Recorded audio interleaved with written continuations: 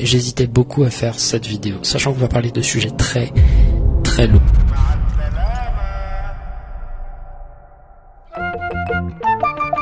Putain, mais c'est quoi ces vidéos, frère? Wesh. Je me souviens de l'Algérien là qui avait fait des dingueries. Il y en a tellement donc. C'est vrai qu'il y a beaucoup d'Algériens qui font des dingueries. Attrape la bouche comme ça. Quand j'étais en Europe, on me disait C'est Bugatti. Dégage là-bas. En Europe, on me disait, va t'es mort. Frappé dans Regarde, ça c'est toi. Oh putain. Je te comprends pas. C'est quoi ça? Cordon bleu, le plat savoureux. Cordon bleu, savoureux. On avait commencé comment les anecdotes, Aito? On avait dit salut ChatGPT, raconte-nous une histoire. Et après il a raconté une histoire. Raconte-moi une histoire. Bien sûr, je vais vous raconter une petite histoire. Il était une fois un jeune garçon nommé Lucas et qui avait un grand rêve. Écrit ok vas-y tue Lucas, voilà. Raconte-nous la suite. Ok, raconte, Lucas glisse sur une peau de banane et meurt. Malheureusement, la vie ne fut pas tendre avec Lucas. Il a pris une balle dans la tête. Un jour, en sortant d'une station, il s'est pris une grosse balle dans la tête. Il est rentré dans la borne d'essence, ça a explosé. J'espère qu'on a mis une histoire où Lucas rate sa vie. Il rate sa vie. Et vu l'histoire de deux maghrébins qui essaient de venir en France mais ils n'y arrivent jamais. Mais qui n'y arrive jamais dû à des problèmes insolites.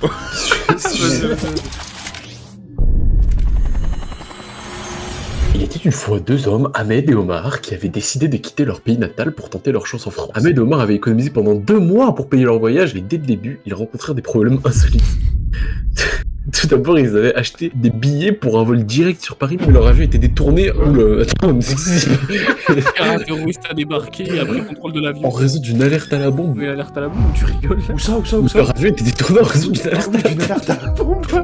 La story c'est juste triste. Une fois arrivés à leur destination, Ahmed et Omar ont découvert que leur passeport avait été volé pendant le vol. Wow. Mais c'est juste horrible. Ils veulent juste aller en France. Mais c'est juste triste. Une fois sortis de l'aéroport, ils ont pris un taxi pour se rendre à leur hôtel, mais le taxi était impris dans un accident de la route. Ils ont tellement mal compris le truc, c'est juste ils ont trop de problèmes pour rien. C'est juste malchance. Pour communiquer avec les employeurs, ils ont décidé de suivre des cours de français, mais ont été victimes d'un cambriolage et ont perdu tous leurs papiers, y compris leur carte de séjour temporaire. Ils ont finalement décidé de rentrer dans leur pays natal, compris que leur rêve d'une vie meilleure en France n'était pas aussi facile à atteindre qu'ils n'avaient imaginé. Mais c'est horrible. Là, vous voyez les racistes, il suffit de faire ça. Hein. Malgré tous ces problèmes insolites, Ahmed et Omar ont appris à ne jamais abandonner et on continue à chercher des opportunités. Oh, on peut changer l'histoire. Et la mère, elle meurt. Et le merde de qui? Qu'est-ce que tu racontes? Ahmed il gagne au loto et il perd son ticket. Ok. Vas-y. Alors qu'il était en train d'acheter son billet de loto hebdomadaire, Ahmed a décidé de jouer les numéros qui correspondaient à la date de naissance de sa femme et de ses enfants. Le soir de tirage, Ahmed regardait les numéros sur le ticket et fut choqué. Il avait gagné la somme incroyable de 10 millions de dollars. Ahmed était fou de joie, mais il avait peur de perdre son ticket gagnant. Il avait entendu des histoires de personnes qui avaient perdu leur ticket et qui n'avaient jamais pu réclamer leur prix. Je me demande, elle vient d'où l'histoire? Il a donc décidé de prendre des précautions nécessaires pour protéger son ticket. Il l'a enfermé dans un coffre-fort chez lui. Il est con. Et les frères va l'encaisser. Cependant, un jour, en voulant montrer son ticket à un ami, Ahmed a réalisé qu'il avait disparu. Il avait cherché pour tout, mais il pouvait pas le retrouver. Il avait perdu son ticket de 10 millions de dollars. Malheureusement, malgré tous ses efforts, Ahmed n'a jamais pu retrouver son ticket. Il avait peur de perdre sa famille, sa maison et sa vie. Bon, doucement, t'as pas. Restez quand même dire, ça fait mal quand même. Ça fait chier. C'est grave. En fait, c'est nul parce qu'il y a même pas de manière insolite. Genre, moi, un jour, il était plus là. Il raconte l'histoire d'une petite fille. Ouais, d'une petite fille simple. Qui est dans une nouvelle école, Zara, et qui perd ses amis. Ouais. Quoi À mort. Ah, j'ai entendu ses habits, je suis. Oula.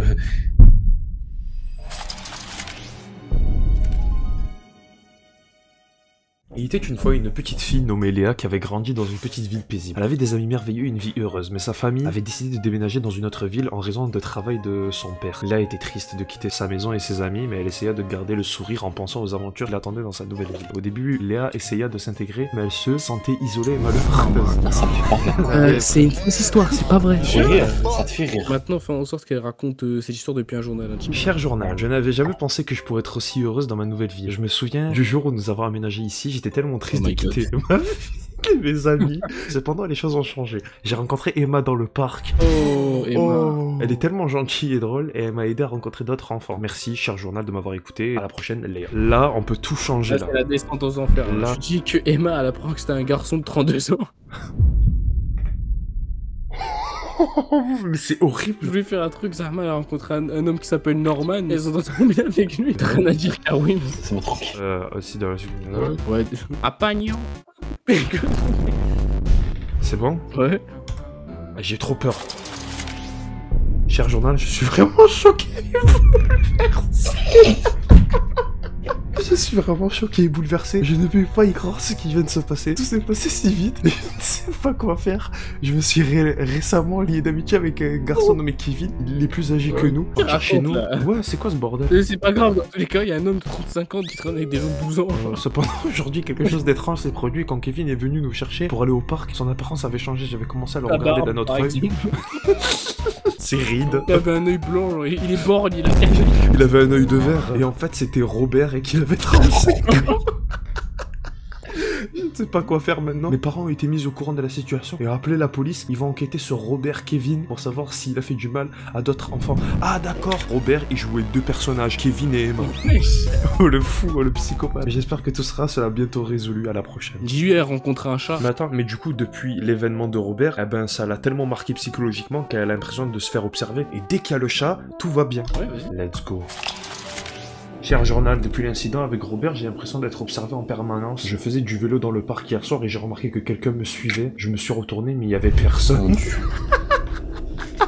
Je suis resté enfermé dans ma chambre. Je ne veux pas vivre dans la peur. Je ne peux pas m'empêcher d'avoir peur. Je sais que cela pourrait être une réaction normale à ce qui s'est passé, mais je ne veux pas que cela interfère avec ma vie. Je pense que je vais parler à mes parents de ce sujet. Peut-être qu'ils veulent m'aider à me sentir plus en sécurité. J'écris la suite de l'histoire où Léa devient... doit aller en psychiatrie, genre. Elle devient parano? Ouais, mais genre complètement folle. T'as fait sombrer dans la folie, genre une J'habite de 12 ans quand même. Attends, écris la suite de l'histoire où son cas s'aggrave et devient parano. Et elle devient raciste. Vous les Arabes, vous dégagez. Cher journal, je n'arrive pas à... Ouais, c'est horrible. Cher journal, je ne sais pas ce qui m'arrive, mais je crois que mon cas s'aggrave depuis l'incident avec Robert. Je suis de plus en plus paranoïaque. Je ne peux pas m'empêcher de me sentir constamment en danger. Je ne sors plus chez moi, sauf si c'est absolument nécessaire. Je ne parle plus à personne et je veux pas quitter ma chambre. J'ai l'impression que tout le monde me regarde et que tout le monde est un danger pour moi. Je sais que c'est pas normal. J'ai l'impression que je vais être attaqué à tout moment et que quelque chose de terrible va se produire. Oh mon dieu. Grâce à ça, elle commence le jiu-jitsu brésilien. Léa commence le jiu-jitsu brésilien et devient championne de France. Je dis, raconte la suite de l'histoire où Léa fait de la MMA. Comment la MMA? Cher journal, je suis tellement heureuse de t'écrire aujourd'hui car j'ai enfin trouvé une façon de surmonter ma paranoïa. Mix La martial MMA. arts. J'ai décidé de franchir le pas et je me suis inscrit dans un club de MMA près de chez moi. Je sais que je ne pourrai pas me défendre contre tous les dangers potentiels de la vie, mais je crois que la MMA peut m'aider à surmonter ma peur et à trouver un peu de confiance en moi. Maintenant, dis raconte la suite de l'histoire qui se passe 5 ans après où elle est championne de France et elle recroise Robert dehors. Cher journal, je ne pensais pas que cela durait un jeu. Oh, le truc qui repart direct, c'est horrible. Alors que je sortais du club de MMA, j'ai croisé Robert dans la rue. Il semblait étonné de me voir et essayer de me parler. Je crois qu'il a pas le droit. Je crois qu'il a pas le droit. Il m'a agressé. Genre le mec il a pas capté à cause de ses années de prison. Grâce à la MMA, j'ai pu faire face à la situation et me battre avec lui. T'as vu, on lui a fait apprendre la MMA, maintenant elle a réussi à se défendre. Enzo, il a gagné le combat. Raconte la suite de l'histoire où Robert vient avec une équivalente. Il faut me descendre. Attends, soit ça, soit Ouais. il vient, il la kidnappe. Ah bah attends, mais comment elle écrit dans son journal du coup? Bah après, genre, après que ça s'est passé. Ah oui, d'accord, ok.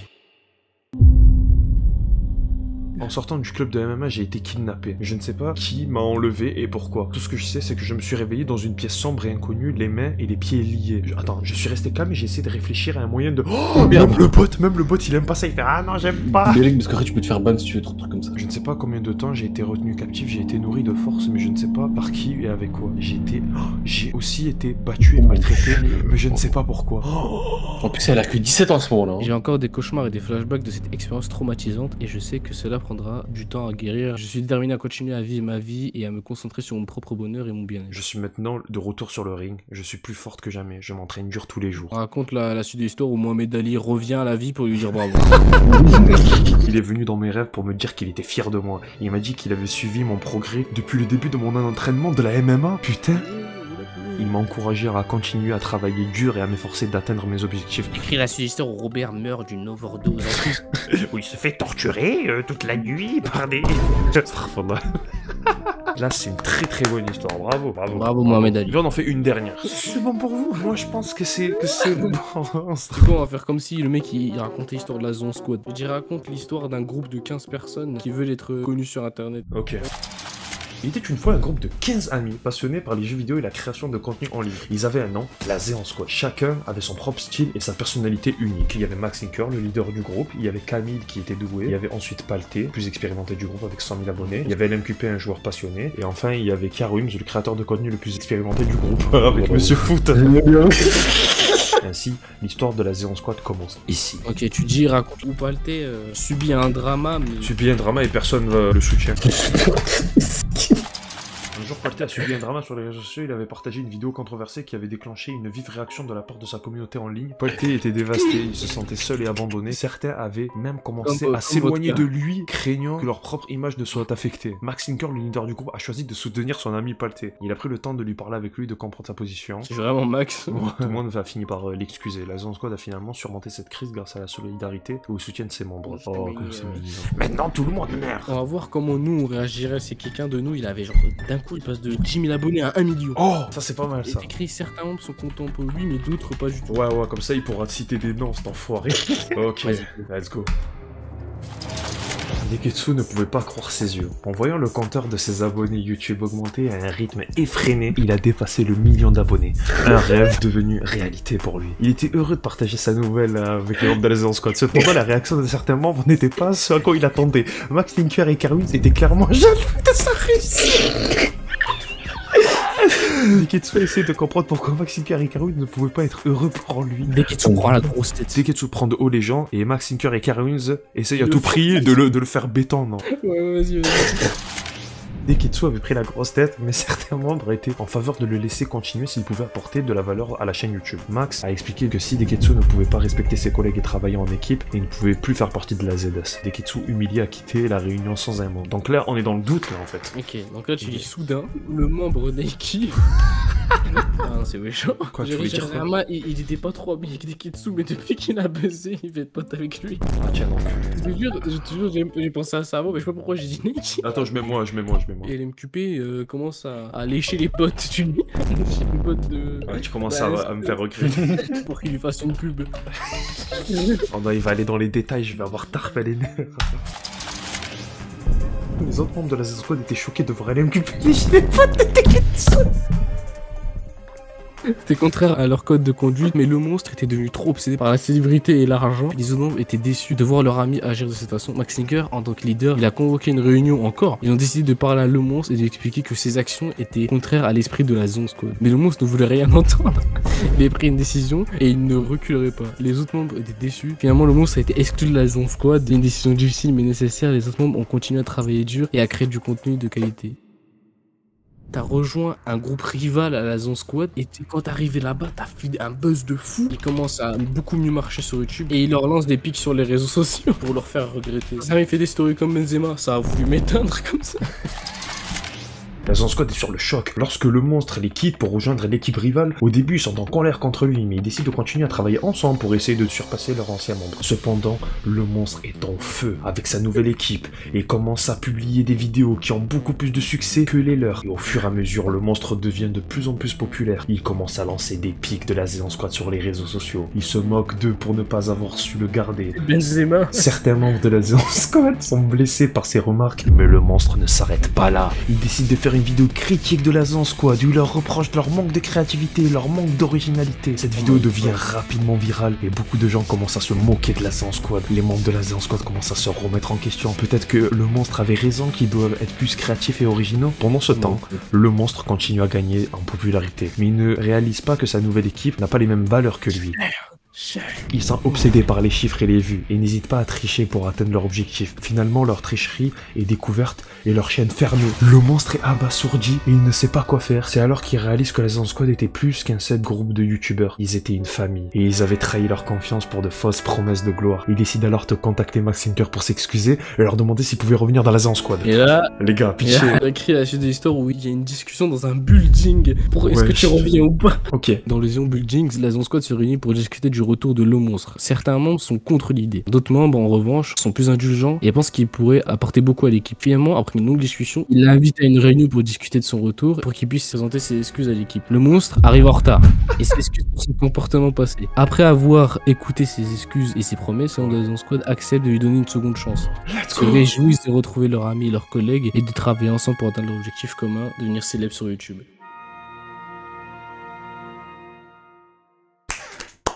Il y a une fusillade. Ouais, Bah là c'est pas fini, là j'y raconte la suite de l'histoire où ils atteignent leur objectif. et la suite appartient à l'histoire, comme on dit.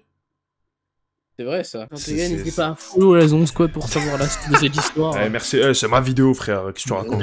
Allez hop là. Merci, les gars. Ciao. Ciao.